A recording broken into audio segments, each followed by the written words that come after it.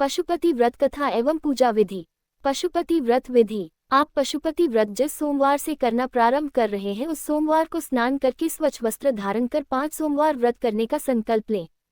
फिर आप अपने आसपास के शिवालय मंदिर जाएं। अपनी पूजा की थाली में धूप दीप चंदन लाल चंदन बिल्व पत्र पुष्प फल जल ले जाएं और शिव भगवान का अभिषेक करें। इस थाली को घर आकर ऐसे ही रख दें। जब आप साय के समय प्रदोष काल में स्वच्छ होकर मंदिर जाएं तो इसी थाली में मीठा प्रसाद एवं 6 दिए दीपक घृत के लेके जाएं। मीठे भोग प्रसाद को बराबर 3 भाग में बांट लें। 2 भाग भगवान शिव को समर्पित करें, बचा हुआ 1 भाग अपनी थाली में रख लें। इसी प्रकार आप जो 6 दिए लाए हैं उनमें से 5 दिए भगवान शिव के सम्मुख प्रज्वलित करें। बिना जला बचा हुआ दिया अपनी थाली में रख घर वापस ले आएं। इसे घर में प्रवेश होने से पहले अपने घर के मुख्य द्वार के दाहिने ओर चौखट पर रखकर जला दें। घर में प्रवेश करने के बाद 1 भाग भोग प्रसाद को आप ग्रहण करें। इस प्रसाद को किसी और व्यक्ति को न दें। इस व्रत में आप प्रसाद के साथ भोजन भी ग्रहण कर सकते हैं। हो सके तो मीठा भोजन ही करें। पशुपति व्रत के नियम। जैसा कि शास्त्रों के अनुसार प्रत्येक व्रत के अपने कुछ नियम होते हैं, वैसे ही इस व्रत के भी कुछ नियम हैं, जो इस प्रकार हैं। इस व्रत को सोमवार के दिन ही किया जाता है। इस व्रत में सुबह और शाम प्रदोष काल में मंदिर जाना अनिवार्य है। किसी कारण आप व्रत करने में असमर्थ हैं तो उस सोमवार को व्रत नहीं करना चाहिए। आप जिस मंदिर शिवालय में प्रथम सोमवार को गए हैं उसी मंदिर में 5 सोमवार जाएं। साय के समय प्रदोष काल में पूजा का बहुत महत्व है।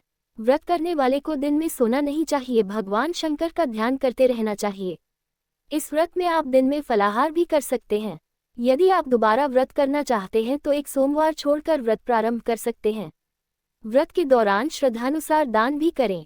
पशुपति व्रत कथा। शिव महापुराण और रुद्र पुराण में कई बार वर्णन आता है कि जो भक्त पशुपतिनाथ जी की कथा का श्रवण करता है, श्रवण मात्र से उसके सारे पापों का अंत हो जाता है, उसे असीम आनंद की प्राप्ति होती है और वह शिव का अत्यधिक प्रिय बन जाता है। एक समय की बात है जब शिव चिंकारा का रूप धारण कर निद्रा ध्यान में मग्न थे। उसी वक्त देवी देवताओं पर भारी आपत्ति आन पड़ी और दानवों और राक्षसों ने 3 लोक में स्वर्ग में त्राही त्राही मचा दी। तब देवताओं को भी यह स्मरण था कि इस समस्या का निदान केवल शंकर ही कर सकते हैं। इसलिए वह शिव को वाराणसी वापस ले जाने के प्रयत्न करने के लिए शिव के पास गए, परंतु जब शिव ने सभी देवी देवताओं को उनकी ओर आते हुए देखा तो शिव ने नदी में छलांग लगा दी। छलांग इतनी तीव्र थी कि उनके सिंह के 4 टुकड़े हो गए। इसके पश्चात भगवान पशुपति चतुर्मुख लिंग के रूप में प्रकट हुए और तभी से पशुपतिनाथ जी की पूजा और व्रत करने का विधान आया।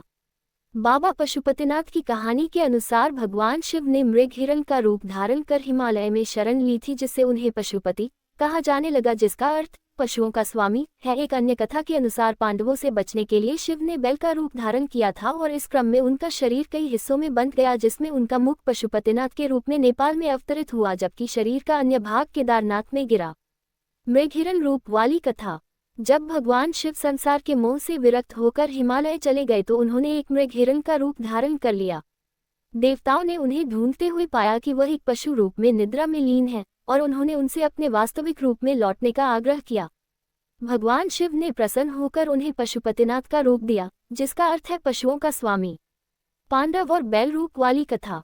एक अन्य कथा के अनुसार महाभारत के युद्ध के बाद भगवान शिव ने पांडवों से बचने के लिए भैंसे बैल का रूप धारण किया था। भागते समय वह धरती में समाने लगी, लेकिन पूर्ण रूप से समाने से पहले भीम ने उनके पुंछ को पकड़ लिया था। इस भागा दौड़ी में शिव का शरीर अलग अलग स्थानों पर बिखर गया। नेपाल में जहां उनके मुख का भाग धरती से बाहर आया, वह स्थान पशुपतिनाथ कहलाया। यहीं पर भगवान शिव का चतुर्मुखलिंग रूप में प्रकट हुआ। पशुपतिनाथ का अर्थ।